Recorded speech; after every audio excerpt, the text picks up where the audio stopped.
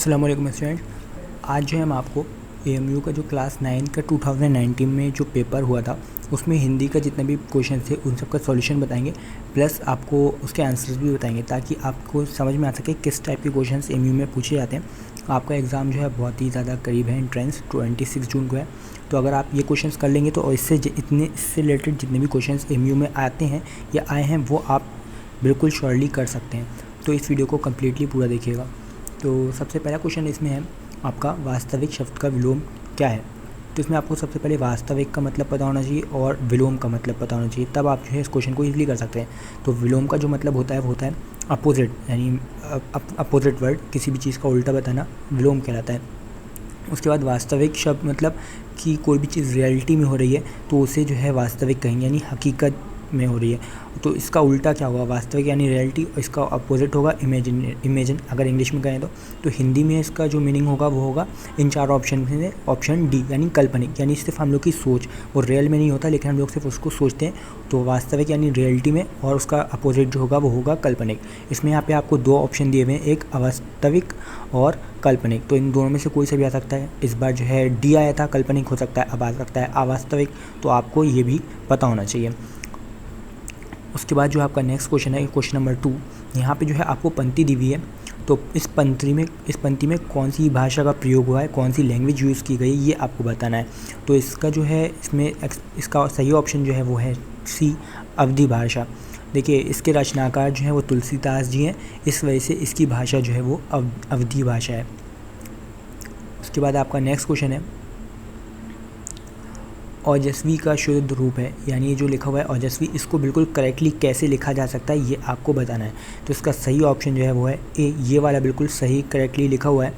और ओजस्वी का जो मतलब होता है जिसमें ओज हो, यानी बहुत ही ज़्यादा कोई शक्तिशाली इंसान है तो उसके लिए यूज़ करते हैं ओजस्वी। तो इसका सही जो करेक्ट लिखा हुआ है वो है ये वाला वर्ड आपका।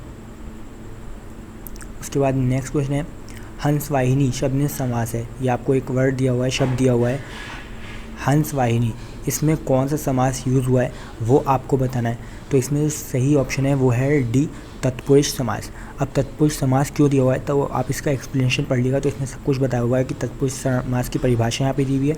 और यहाँ पे देखिए कुछ वर्ड भी दिए हुए हैं जैसे कि को, से, के, लिए, का इत्यादि। ये जब भी यूज़ होगा तो उसमें तत्पुरुष समास आ रहा होगा। जैसे कि मूर्ति को बनाने वाला, तो यहाँ पे आया को, मूर्ति को बनाने वाला, तो ये गया मूर्तिकार। तो ये क्या है, ये जो है आपका तत्पुरुष समास है। उसके बाद है देश को धोखा देने वाला को, तो देश को धोखा देने वाला यानी देशद्रोही। स्वयं को मारने वाला आत्मदायी, ये सब जो है आपका तत्पुरुष समास में आते हैं।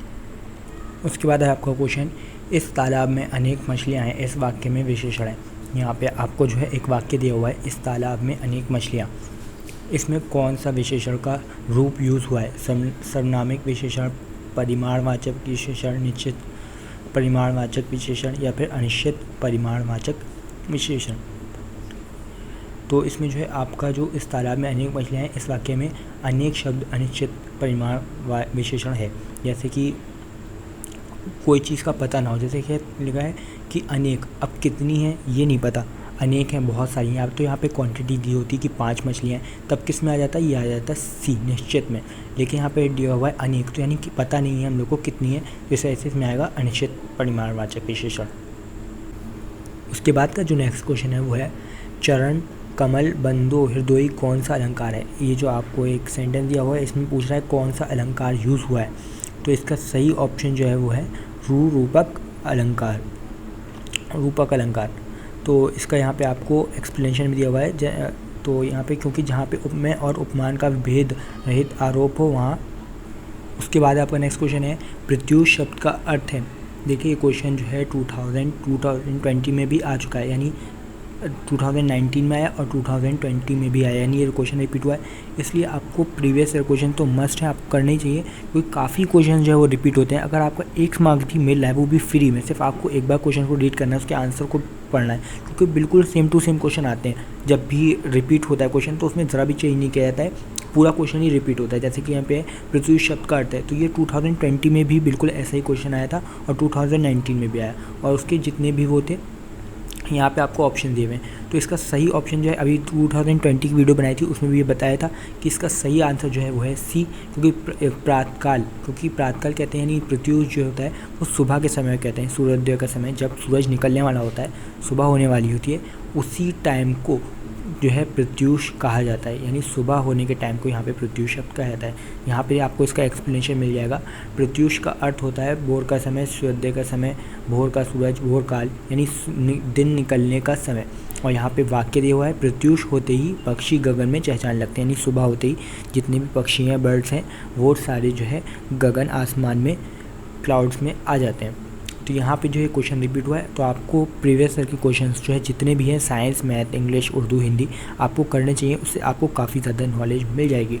तो ये 2019 के सारे क्वेश्चंस थे।